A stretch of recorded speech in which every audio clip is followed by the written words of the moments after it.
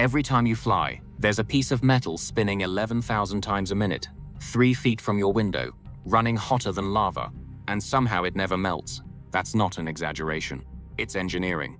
And by the end of this video, you'll understand exactly how an airliner tames fire, air, and physics well enough to trust it with your life twice a day, every day, for 30 years straight. It starts before the engine even starts working. Air hits the nacelle inlet at cruising speed. That's over 500 miles an hour, and the inlet's job is to slow it down to subsonic before it ever touches the fan blades. If that air arrived too fast, the fan would choke on it, and that soft, honeycomb-looking liner inside the inlet isn't just there to smooth the airflow. It's an acoustic liner. It absorbs sound waves the same way a recording studio wall does. That's the actual reason a modern jet engine doesn't split your eardrums on takeoff. Behind that inlet sits the fan, the first thing the air actually meets. On a wide-body jet, this fan can be over 2 meters across, wider than a person is tall. It spins fast enough to blur, and here's the part most people never learn. Most of the thrust from a modern engine doesn't come from the fire inside at all. It comes from this fan alone, shoving a wall of air backward. The core of the engine, the part that burns fuel, exists mainly just to keep this fan spinning. Only a fraction of that air the fan pulls in actually goes into the engine's core. That air hits the compressor, rows of spinning blades that squeeze it, stage after stage. Watch the shape of the passage as it goes back. The annulus narrows. That's not a design accident. The air keeps getting denser as it's compressed, so the engine needs less and less space to hold the same mass of it. By the final stage, that air can be squeezed to more than 20 times atmospheric pressure, and it's already blazing hot just from being compressed that hard, before a single drop of fuel has been added. Then it enters the combustor, where fuel is sprayed in and ignited. And here's the detail that surprises people. Only about a third of the air in the combustor actually burns. The rest doesn't touch the flame at all. It's diverted around the flame and through tiny holes in the liner to keep that liner from melting under fire that burns near 2000 degrees Celsius. Without that unburned air acting as a heat shield, the combustor would destroy itself in seconds. The scorching gas leaving the combustor slams into the turbine blades. And this is where the engine does something that sounds impossible. These blades run at temperatures above their own melting point. Not close to it, above it. They survive because of film cooling. Air is threaded through microscopic internal channels and pushed out through tiny holes across the blade's surface, forming a thin cushion of cooler air between the metal and the fire.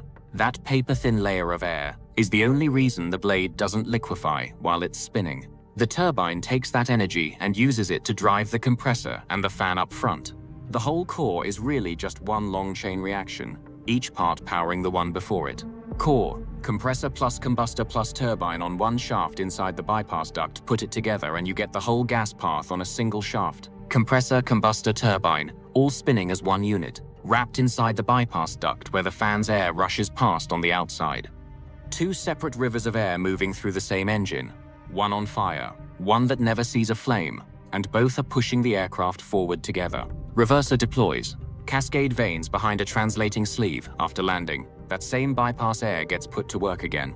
A sleeve around the back of the engine slides backward, uncovering a ring of angled cascade vanes, and the fan air that was pushing the plane forward gets redirected forward and outward instead. It's not slamming on a brake. It's turning the engine's own airflow against the aircraft's motion, and it's a major reason a 150-ton airliner can stop on a runway that's shorter than you'd expect. Now, an engine like this generates tens of thousands of pounds of force, and all of that force has to transfer into the wing without tearing it apart. It's carried through just 2 structural links called the engine mount, but built into those links are fuse pins, deliberately weak points engineered to shear if the engine ever experiences a violent, uncontained failure. In that scenario, those pins let the engine break away cleanly instead of ripping the wing apart with it. It sounds counterintuitive, but designing a part to fail on purpose is what keeps everything around it intact. Accessory gearbox. Here's what most passengers never think about. The engine isn't just a thrust generator. It's the aircraft's power station. A gearbox tucked underneath, called the accessory gearbox, is driven directly off the engine's spinning core, and nearly everything electrical or hydraulic on the aircraft hangs off it. One of those is the engine-driven pump, and it's constantly generating hydraulic pressure around 3000 psi. enough to move flight controls the size of a garage door. The entire time the engine is turning, whether the pilots need it that second or not. Right next to it sits the generator, and it's solving a strange problem. The engine's speed constantly changes with throttle setting, but the aircraft's electrical systems need power at one fixed, steady frequency. So the generator uses an internal drive that evens out the engine's changing speed before generating power. So the lights, screens, and systems never flicker, no matter what the engines are doing. The engine also bleeds off some of that superheated compressed air for other jobs, but it's far too hot to send into a wing as is.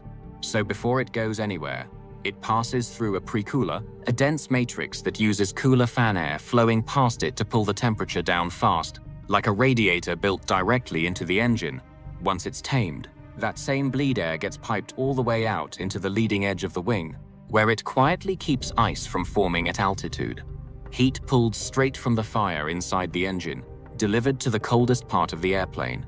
None of this works without fuel arriving in the first place. And that fuel doesn't just fall into the engine by gravity. It's actively pumped and routed from the tanks, under pressure, precisely metered the entire time so the combustor gets exactly what it needs, exactly when it needs it.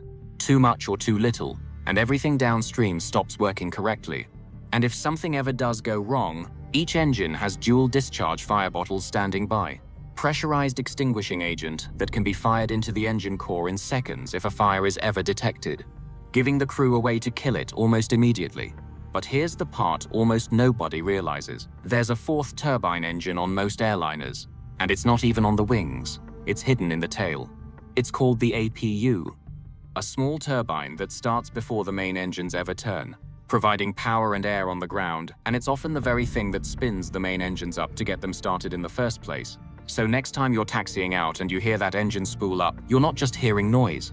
You're hearing air being slowed, squeezed, set on fire, and cooled below its own melting point, all in the same few feet of metal, powering not just the wings, but nearly everything else on the aircraft too.